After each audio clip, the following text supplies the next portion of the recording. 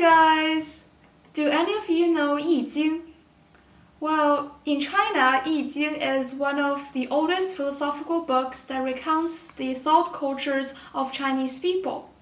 Go and the content in Yi Jing were derived from approximately the same time period, so that an interconnected relation cannot be ignored. The most important point to note is that the notion of yin and yang in Yi Jing, also in the 8 diagrams, which in Chinese is called Ba Gua. So, how were Go and Yi Jing connected? Let's find out together. The concept and style of Go are just like the historical phenomenon. On the battlefield of Go, or namely the chessboard, we also have two opposite sides. Suppose it is us and our opponents. If we're able to protect and strengthen our own stones, our opponents would be in turn weak and vulnerable, and vice versa. This was just like the real wars that happened between countries in ancient China, where generals need to think and make strategies that try to defeat others. So in the book Yi Jing, the major concept is the 8 diagrams where yin and yang exist. This is the picture of yin and yang diagram where we could see that the colors are black and white, just like the black and white stones on the chessboard in Go. The tangent or the center of the chessboard represents the great ultimate. The 4 star points represent the 4 phenomena. Yin and yang symbols are also depicted in other countries' philosophy, like French existentialism. Existentialism and the depiction of games have 2 important themes.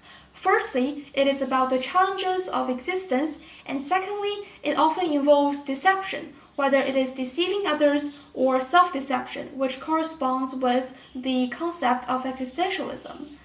The yin and the yang also are depicted as 2 opposite sides which fight with each other, deceive each other, and counter each other.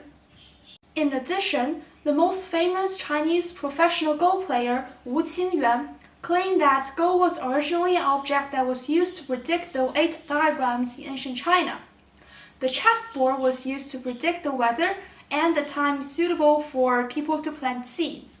This function of Go made it become the hand that controlled the direction of development for the country.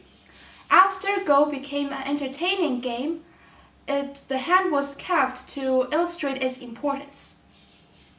Another Chinese historian, Wu Ji, wrote in his book that the play in Go was actually derived from the predictions of ancient Chinese, who used this sport as a tool to calculate and make tactics on the chessboard. Since the start of Go was putting different objects like twigs and stones on the ground and using branches to draw lines, symbols were noted down to recount things that happened in daily lives. Scholars were able to speculate that the symbols of the 8 diagrams, river image, Luo book, and Taiji image all contain elements of Go in its original shape. One of the activities in the prediction was to draw the ground as a board, flick branches as stones, and put them repetitively in different positions.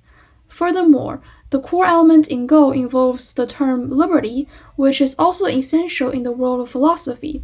With the notion of liberty, all actions are based on whether the stones have liberties, and the value of life on the chessboard is also based on liberties. The same with all those 8 diagrams and ancient predictions and superstitions on the ground. This workshop has explained the interconnected yet complicated relationship between Yi Jing and Go. With this association in mind, we've come to the idea that behind this intellectual sport, there are much more varieties and philosophical notions existing and composing of this game.